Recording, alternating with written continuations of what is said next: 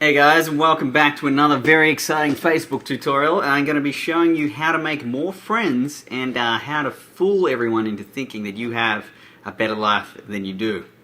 That's not entirely true, but we should be friends, mind you. I think that's a great idea.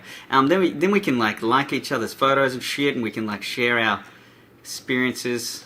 It's going to be amazing. So let's jump into DaVinci Resolve, and I'm going to be talking about how I got from, say, this shot to this. So it's the same shot obviously, but what I've done is enhance certain features of this young man's face, and also played with things like contrast and color, and the results, dare I say, are magnificent. So how did I get to this place, and what were the thought processes along the way? Now, I'm not going to show you how to use DaVinci Resolve as a software guide. You can look that up on YouTube. There's hundreds of tutorials that teach you how to import these drives, how to manage your footage, how to conform the footage to a timeline, but basically I want to talk about the coloring aspect. So let's jump straight ahead into that. Now here is the finished product. DaVinci Resolve works with nodes. Now this might look like a very complicated, this may seem like a very complex grade, but when you break it down it's actually quite simple. Basically all we're doing is we're saying, first step, let's balance the nodes. Second step, let's have a look at different aspects of the image that we want to adjust. Third step, let's have a look at the focus of the image and where we want our viewer to look. How do we enhance that? And then we have a final contrast node, and then just a final minor adjustment node. But I'm going to go through all of this stuff right now. So let's have a look at the original shot right here. Now it was shot on red. I shot this with my red Scarlet X, actually the very first film that I shot with my red Scarlet X. And if we have a look at the clip properties here, you can see that we, by default, the way I shot this was with red color 3 science and a gamma curve of red gamma 3. Now what the hell do these things mean? Well, the color space is referring to red's interpretation of the color from the sensor. So when you press record, you're going to be recording or decoding the raw data into this specified color range, which Graham from Red has created and his team. Now this is their best, most latest color science, which is red color 3. Now remember, these are starting points for our grade. The next thing is the gamma curve. Now it's very important to understand what a gamma curve is, and it's important to understand why it's powerful to be able to adjust that.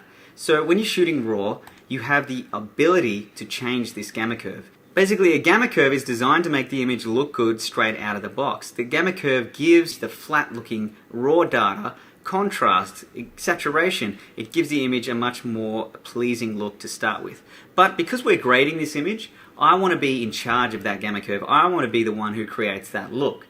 So it's ideal to actually shoot and record in a gamma curve that's much, much flatter than this, because what this is doing is actually already crushing out detail. Even though it's quite a flat looking image, if we go to the decode using clip instead, and I change my gamma curve to red log film, look how much flatter it is again. That actually looks terrible, doesn't it? But the beauty is it's giving us more control, because we are the masters of this color. We want to start from the very beginning. We don't want the camera to do virtually anything in terms of the aesthetics of the image other than give us the most information possible. So that's why people talk about shooting flat, and that's exactly what we've just done here. Thanks to the ability of RAW, we have changed our gamma curve to red log film. Now I do suggest using red color 3. So here we have a good starting point, but what do we do creatively to make this shot really, really sing? Because if you compare these two shots, they're vastly different. So the first thing we do is we look at the contrast of the image. Is there a black point in this image? I don't think there is. It looks very washed out to me. There's no pure black in here. Now you might think under this little collar here, or maybe that black stripe there is pure black, but hold on a second, let's compare it to this black here. That's pure black.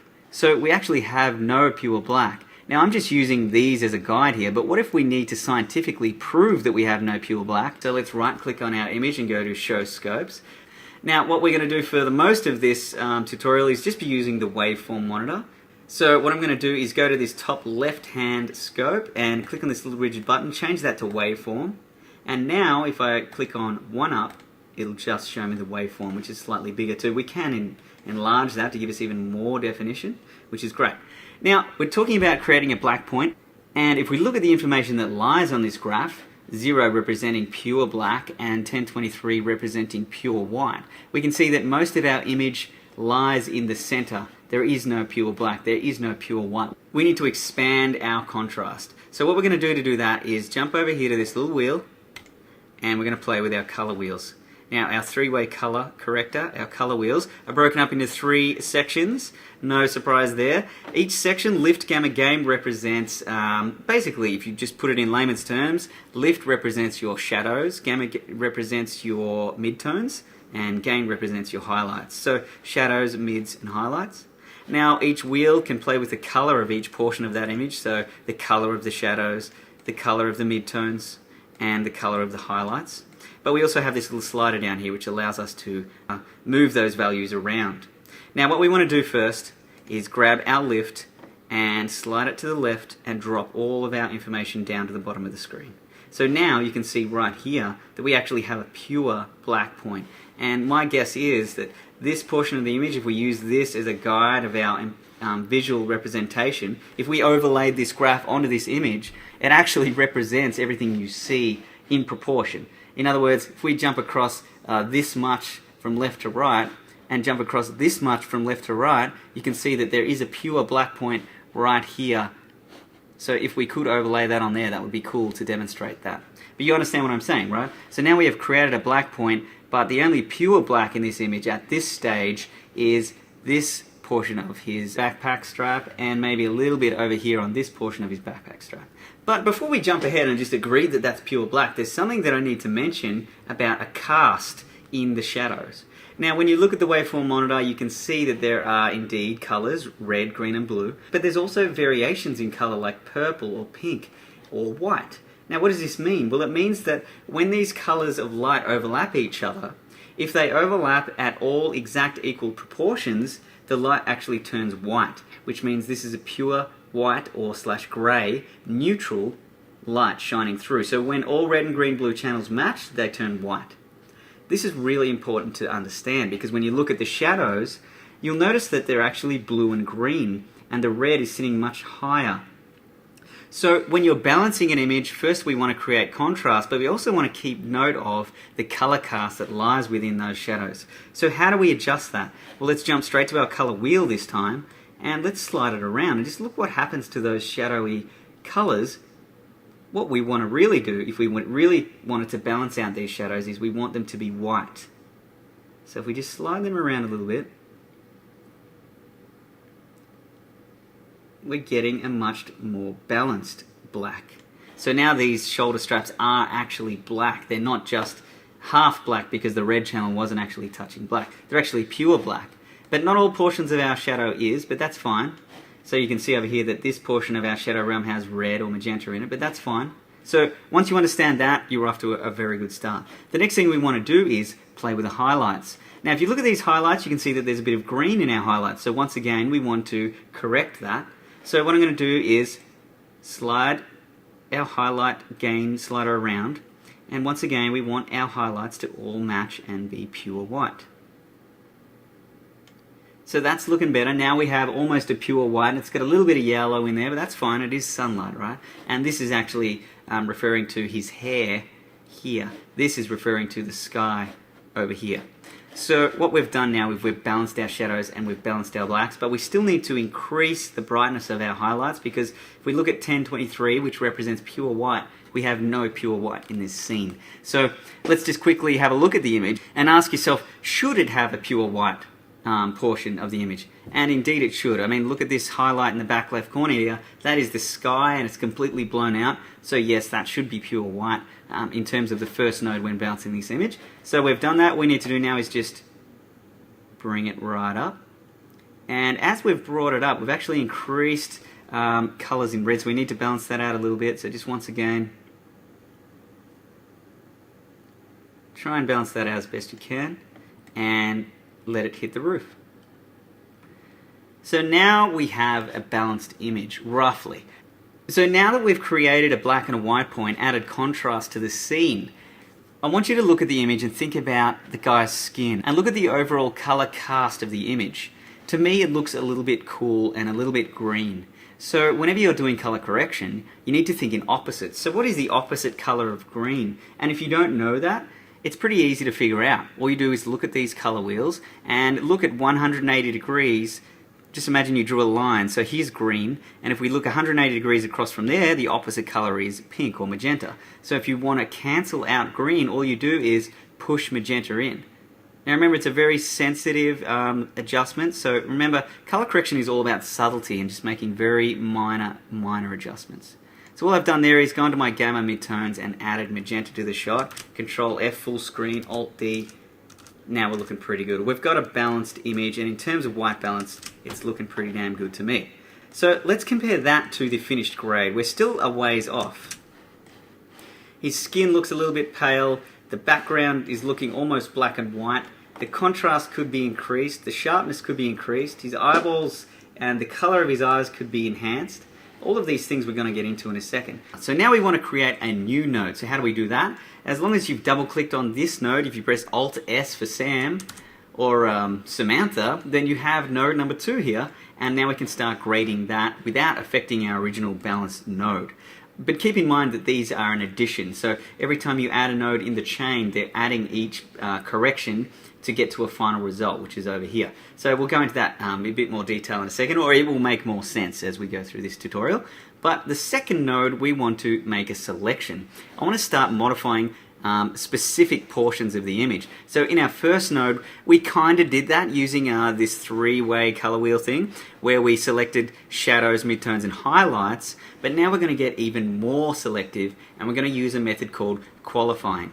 So if we go over here to the second tool and click on qualifier, we have this little magic wand tool that we can use, just like in Photoshop. And what we could do, for example, if I wanted to select this guy's skin, I could just click on the skin and it would give me a selection. But I want to teach you the ins and outs of this qualifier because it really pays down the track when you're making more difficult selections. So let's turn off that magic wand tool for a second and have a look at the image and ask yourself 3 questions. What color is this guy's skin? How saturated is the skin? And how bright or dark is the skin? So whenever you're trying to select something, you just need to ask yourself those 3 questions. And let's have a look at the image right now. So at the moment, the qualifier has not been set up to specify any range. It's just selecting the whole range. So what we want to do is have a look at the skin and ask ourselves, is it green, is it blue, is it yellow? Well, let's have a look at it. It's very, very desaturated. It's almost grey, but it definitely has a pinky yellow color to it. So what we're going to do is go to the width and just shrink in that width just to the color realm that we think the skin lies. Now, once we play with the width, we can then go to the center and slide that around as well. You'll notice as you slide it around, this color in the middle saturation area changes. So this gives you an indication of what color that we're going to be selecting. So if we just move it around until it sort of starts to look like the color of his skin, which I would say is about there, we're off to a good start, at least with the chroma value. The next thing we want to do is say to the qualifier, how saturated is that color? So if we look at the color of the skin, it's mostly very, very desaturated, isn't it? So if we go to the high point, we can move that down. It's definitely, we don't want to select anything in this sort of saturation area. We want to bring that right down because the saturation's almost black and white, the skin, but it does have some color to it. So that's looking pretty good. The next thing we're going to look at is the brightness of the skin. So how bright is it? Is it in these shadow areas? Is it in these highlight areas? I'm going to suggest that it's sort of around this area here. So if we just grab that low point and drag that up, and grab this high point and drag that down, let's see how close we got. So if we turn on the highlight area by pressing this magic wand, we can see, bam, I've done a pretty good job of actually selecting that skin. Now it still needs refining, but we actually haven't softened any of the edges of these selections, and we did that all just by asking those 3 logical questions. It's very, very powerful to understand what's happening behind the scenes instead of just clicking the magic wand and clicking on your image. So we've got to a pretty good place, but notice we're also selecting these darker areas of the image. So what we can do is go to our low part of the luminance and bring that up, and the higher we go, the less of that darkness we're going to select. So that's looking pretty good too. So now we have a rough selection, which is looking pretty good. But you'll notice the edges of my selection are quite harsh. There's no softness at all. So what we can do is start to introduce different colors or subtract them. So I can shrink the width of my color range because I know I don't want to select anything green, but you can see here that my selection is actually including some green. So I could move the center of that over to the left, and now you can see I got rid of that green grass. So we're modifying, we're refining our qualification to select this skin. Now it's looking pretty good. I want to try and do a little bit better and not include that hair up there. So if we look at our brightness value, maybe the brightness can bring down, but not too much, because then we're going to start losing highlights on his skin. This is where you have to be gentle. So now that we've got our rough selection, what we can do is actually soften the edges of these selections, and that's what these low soft, high soft things actually mean. So if we can soften the edge of the high area, you can see now we're getting a much nicer selection, sort of just getting the skin. The next thing we could do is actually soften the whole mask itself. Now we go to this blur radius here and we can just increase that. And as you can see, if we go to 100, it's blurred it quite considerably. And that's looking pretty good. We press play. You can see that we've selected the skin and pretty much nothing else. That's a great place to start. Now, to help us refine that selection, I actually do want to include a little bit more of this shadow detail in here in my selection, because that is part of the skin. So what I might do is just lower the luminance values a little bit more. But now remember, we're starting to introduce portions of the image we don't want. So how do we fix that? So what we could do is, in combination with our qualifying, we can use a mask as well. So let's go to the mask or the window tab, and let's just click on this circle. And now you can see that our qualification still remains, but it's only focusing inside of this circle. So I'm just going to reshape this just to match. And you know what? That's looking pretty good. We don't have to worry about those shadow areas, although we do have a few here that we've got to be careful of. So this might be a case of actually not using a circle, but using this Bezier tool instead. So then we can just make a custom shape, like so.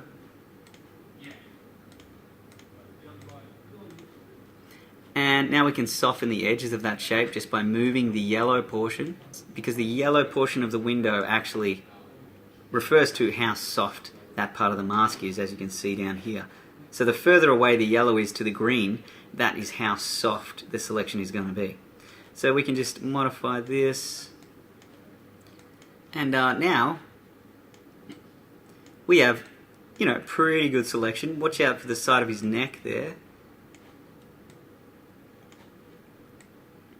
So the other cool thing about DaVinci is, now that we've created this selection, we're not working in Photoshop. This is not a still image, this is a moving image. So we need this mask to actually stick to this part of the image. So how do we do that?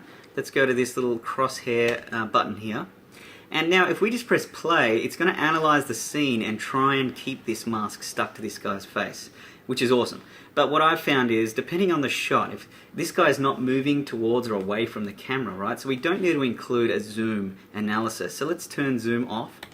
And now if we just press play and just watch what happens, DaVinci will track the guy's face and usually do a very good job. So we might need to refine it a little bit, but if we just let that go, it's keyframing our mask for us, which is fantastic. So now we can just drag our cursor back to the point we pressed forward, and now we want to track in reverse, so let's press backwards from there. For this exercise, that should do us. Now, you'll notice that the mask doesn't actually perfectly track.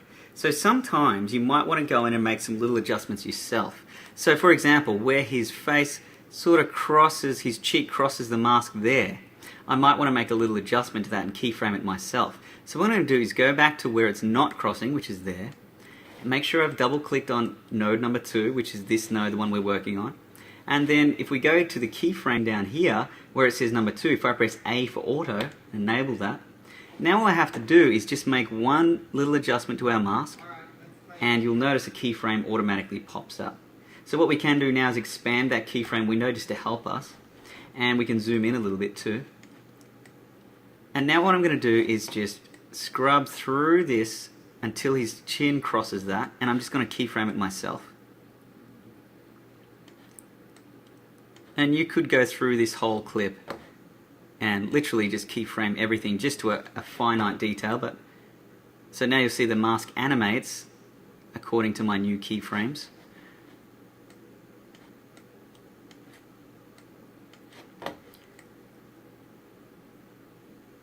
And just have a look at anything else that might need a little bit of attention where the tracker didn't do the best job. It's looking pretty good. Excellent. So I've just had a beer and a latte pretty much at the same time. So now we're ready to change the color of this guy's skin. And the beauty is, because we've made an animated selection, let's just press Shift H to get rid of the highlighted portion. And we can turn off the mask literally just by going over here and just going none. Now we can actually just play with this dude's skin. Check it out. And the cool part is it animates no matter where he goes.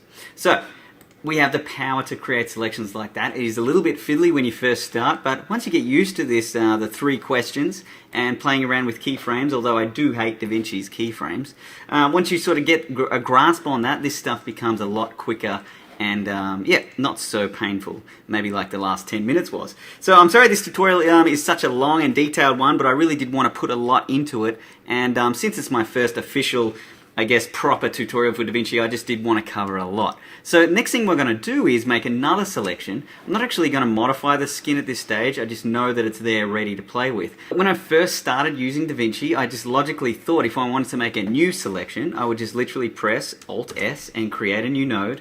And then, for example, if I did want to select this guy's eyes, maybe I would just grab a mask and just quickly shrink that down, rotate it a little bit, and then grab my qualifier, use the magic wand, click on his eye, and, you know, adjust accordingly. And here we have his eyes, right? It's pretty bad and rough job we've done here, but you get the idea. So we've adjusted his eyes, and that should animate as long as we track that mask. But the point I'm trying to make here is that I've made a selection after the other selection. I've linked these 2 selections, but what is happening here in DaVinci is, like I said earlier, each node is an addition of the previous node. So this selection is gathering information based on what happened before it. Now the problem with that is, sometimes I want to create a selection within inside of that skin, and sometimes maybe my skin selection actually did select his eyeballs somewhat. So what if I wanted to make multiple selections on this guy's face, but not in succession with each other? Is that even a word? It is now. Well, there is a way to do it. So what I'm going to do is just delete that second one. And instead of making a new node after this skin node, I'm just going to go up to, make sure I double click on the skin, go up to nodes, and this time I'm going to go add parallel node. So now I have this sort of crazy looking setup which might look confusing, but it's actually pretty simple. We've got our original balance node here, and then we're going to have a group of nodes that all reference the original balanced node. So instead of creating a selection after this skin selection, I'm creating selections. Let's add another one. Node, add parallel node. I'm going to be able to create multiple selections that are all stemming from this original node, and that's a really powerful and useful technique. So let's go ahead and get started. I am going to go ahead and select this hair because I want to be able to have the option to play with the color of that hair. So I'm just going to double click on node 4, rename it, right click and change the label to hair. And once again, I'm going to go into my mask, and actually before you choose a mask, always just try and make a selection just with the qualifier. We're not going to go into the 3 question phase here. I'm just going to go automatic style, choose the magic wand and click on his hair. Just clicking around until you find something that gets most of the hair and nothing else. Now I want to increase the range of hair that it selects based on luminance, so I'm going to lower the shadow area so it starts coming in like so. So maybe to refine the edge of this, I could just increase the blur radius, and now we have a pretty good selection of his hair. It's not too bad, but what I might do is just lower it even more because I really want to try and get that whole head of hair. But you'll notice it's starting to introduce his skin. So how do we get around that? Well, we can refine it by changing our color selection. Notice our color selection is in the red realm, but with the hair there's actually no red in that hair, or virtually no red compared to the skin. So all we need to do is close the width of this and just shift it to the right, and hopefully we're starting to get a better selection, which we are. So we've done this without an animating mask, which is really, really cool. And we can expand the radius of our selection too, just slightly. And that's looking pretty damn good. So we could, just for the hell of it, get rid of these extra components that have been selected by using a mask, but this time it'll be a lot simpler. So I'll just use a window and use a round one this time. And we just sort of plonk it there. And once again, just go to the tracking palette, turn off the zoom for this particular shot. And now what we do is just press play and just analyze the frame. So it's going to do a very good job of that, I assume. And hell yeah, it is. So, once you've tracked that, just go back to the starting point where you started tracking, and you can just always go reverse as well and just track backwards. So just for the sake of this tutorial, I'll just use this sort of inner section here. Keeping in mind though that if your subject does walk off the frame, that's usually when the tracker stuffs up. So how do you combat that? Well, this is where you need to do your own specific keyframes. So for example, at the end here, the tracker would most likely stuff up and need a little bit of help. So what you would do is, you go to that end frame just before he walks off, and you need to double click on the layer that you want to keyframe, which is number 4. Go down to number 4, enable auto keyframes. Just move the mask slightly, and a keyframe should pop up down here. And then just scrub through the timeline until he walks off shot, and just drag your mask manually. So if we scrub through this now, you'll notice the mask is animated between those 2 points. And then you could go to the middle and just refine it a little bit. And just refine it again. And again. And there we go. So not only did we use the tracker to help track most of the shot, but in problem scenarios like that, you just need to enable auto keyframing and do it that way. So now that we have our hair tracked and our skin tracked, we're looking pretty good. Let's jump straight on to the next one, and this time I'm going to select his eyeballs. So I'm just going to zoom in here, and once again I'm just going to create a mask straight away and just shrink that down, just so it's only just like a pair of sunnies, really, because we're going to use a qualifier to help us. So once we've done that, you could just go straight to your tracking and just start tracking, see how it goes. So it should do pretty well. It's nice high contrast, good detail. The tracker should be fine sticking on those eyeballs. It seems to be doing a good job there. And in a second, we're just going to add a qualifier to this mask. So I'll just scrub back here until I find a clean frame where his eyes are open. And now I'm going to go to the qualifier window, click the magic wand, and just click on one of his eyeballs. And just click around until it grabs most of what you're looking for. And then we may need to go in and refine it a little bit. And then we could just go into our mask and just shrink it down a little bit, because that tracking data will maintain. So that's looking not bad, not bad. So let's right click, change label, call it eyes, and if we press Shift H and we just change the view to none, now you can see that I can increase the brightness of his eyes. I mean, I haven't done the best selection there. Put some blue in there. And if I press Control D and turn that on and off, you can see what I'm doing there. So obviously we can do a better job, but you get the idea. Now the beauty is that all of these selections, the skin, the hair, the eyes, are all based off this original balanced image. So they all have full data to be able to track from and key from. Now this parallel node here actually isn't very useful for us in this particular example, but it's absolutely necessary for this setup. So basically we have our balance node on the left, our parallel node on the right, and now before we go any further we need to add another node.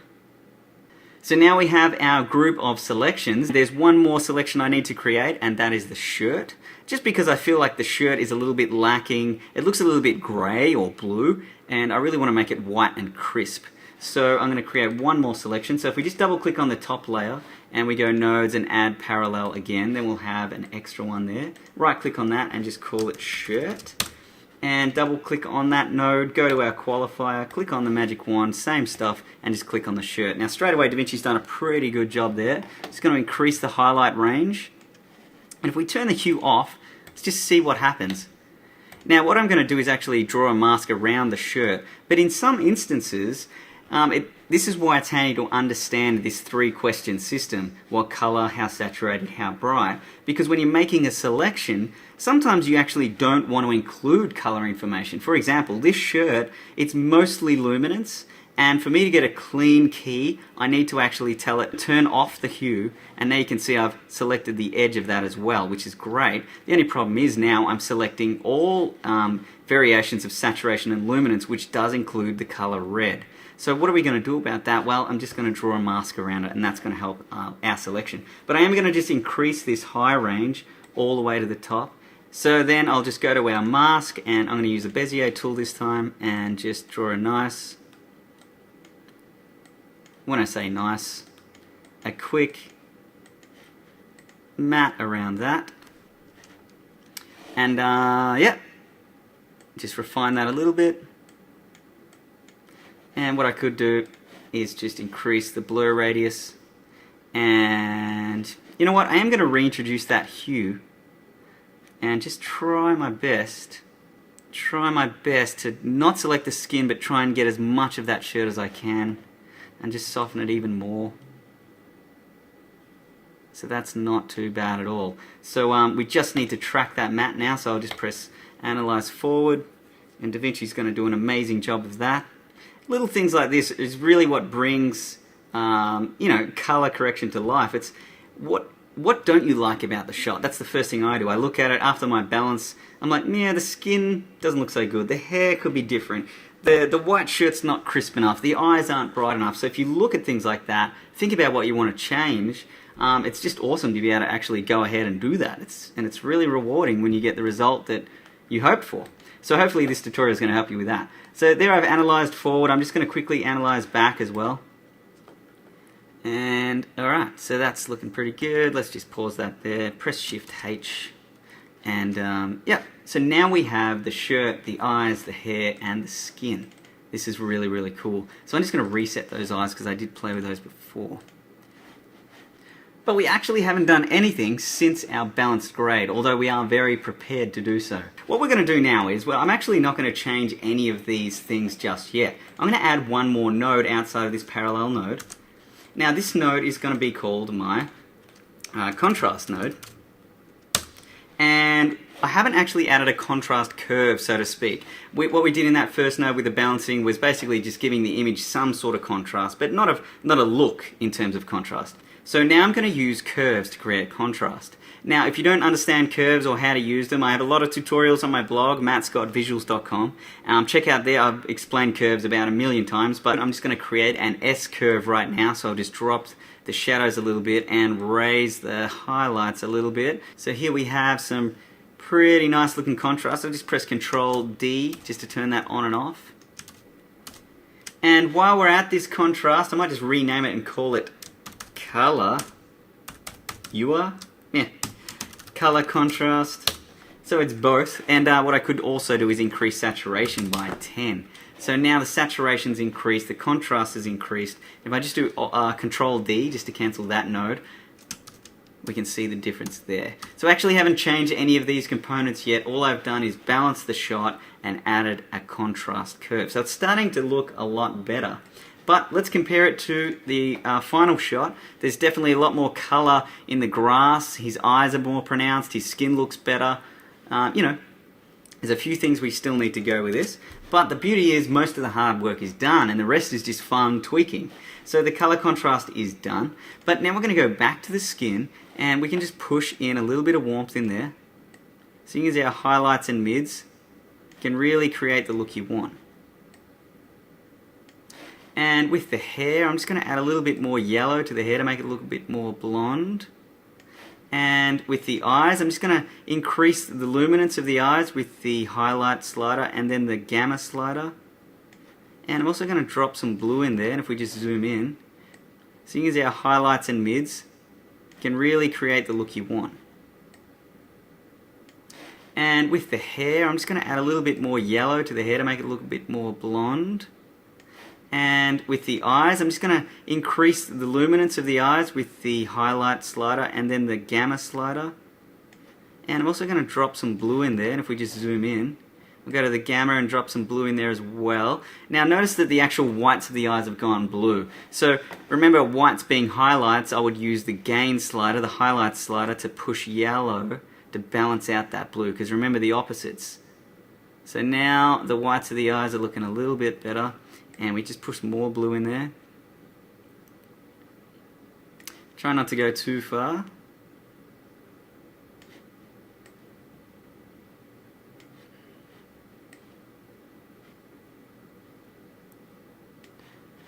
And if we look at the before and after,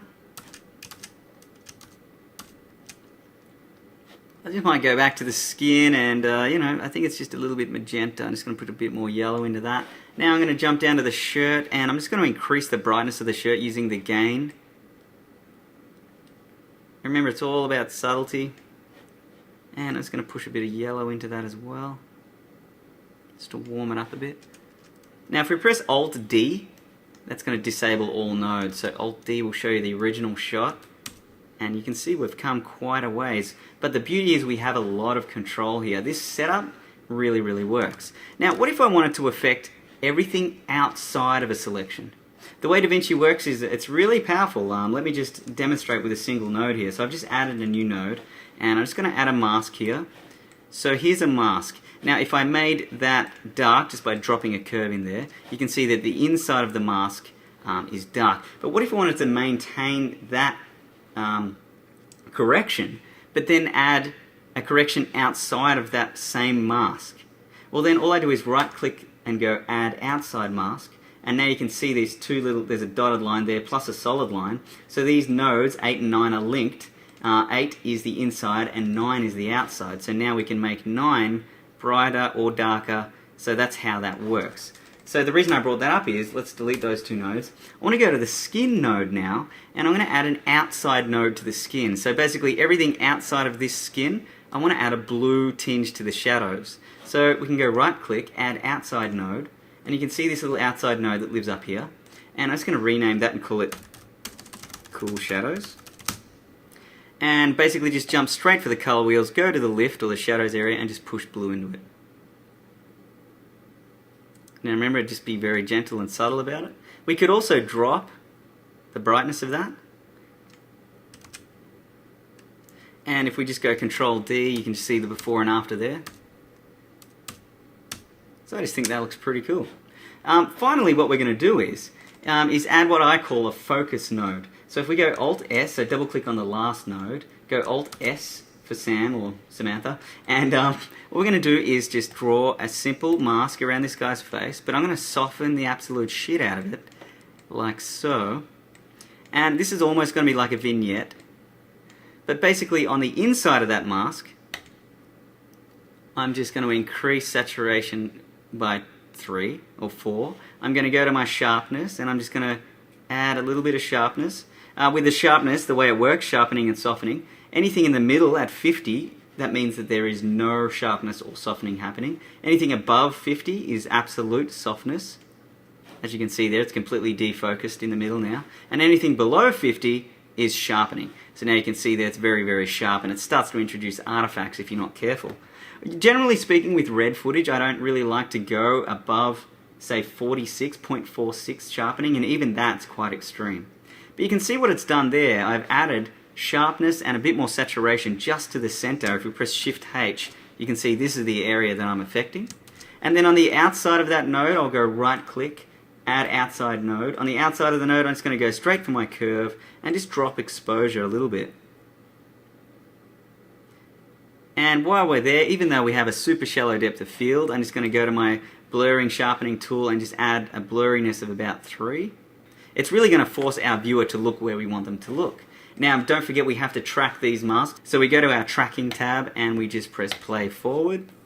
Now, the beauty of using the inside-outside method is you only have to track once, because the outside node obviously affects everything outside of this mask regardless. So if this is tracked, then you know that your outside node is tracked as well. So once you've done that and tracked backwards as well, you can see that we've got a pretty good looking grade. And obviously the beauty about this method, or the way of using DaVinci like this, is that you can change whatever the hell you want. So keeping this in mind, this is not the best way to do it, it's not the only way to do it, this is just a way that I find works really well. And it doesn't work for every shot either. So you really have to get good at mastering this qualifier tool, animating masks and things like that. But also just get good at looking at image and thinking, what is going to look good? What can I enhance in this shot? And even now when I look at it, I feel like his face could do with a little bit more light. So we could in fact go back to this number 9 node, click on the mask, shrink it down a little bit, and actually just increase brightness there. Just a tad. And that's looking pretty damn good. So yeah, that pretty much wraps up my tutorial. Hopefully this was really helpful for you guys. DaVinci Resolve is a little bit daunting when you first jump in, but once you start understanding nodes and the power of nodes, but also understanding these simple tools and how they can really, give you a lot of flexibility and freedom with color, you're going to really start enjoying it. And it's actually a really empowering process to learn color correction, especially since, a lot of cameras are going raw these days. If you don't understand how to get the most out of your image in post, you're going to fall behind. So not only is it good to stay ahead of the game, but like I said, it's also very rewarding. So check out my blog, be friends with me on Facebook, and yeah, there'll be more tutorials to come. Thanks for listening. My name's Matt Scott, and I'll see you next time. And while you're on Facebook adding me, why not type in Sissy Boy, and in brackets short film, and check out the work of Cameron McCulloch. He's the writer-director and good friend of mine who is the man behind the film. So go and check out their page, like it if you like it. I think it's jumping around festivals as we speak. But yeah, it was a lot of fun to shoot, so it'd be great to get your support. Indie filmmakers, unite. And what the hell, while you're on Facebook, type The Ninja Movies and check out the film I'm shooting right now. I think we're 8 days into principal photography. It's a 33-day shoot, feature film about ninjas. Who the hell doesn't like ninjas? If you don't like ninjas, you're probably a samurai or something like that. But anyway, I'm having an absolute blast shooting this film. And yeah, back to work tomorrow. I've had 3 days off. It's been freaking awesome. We've been in like mud trenches with guns and shit, and explosions. Well, there's my alarm. Anyway, I gotta go. Thanks, guys. Peace out.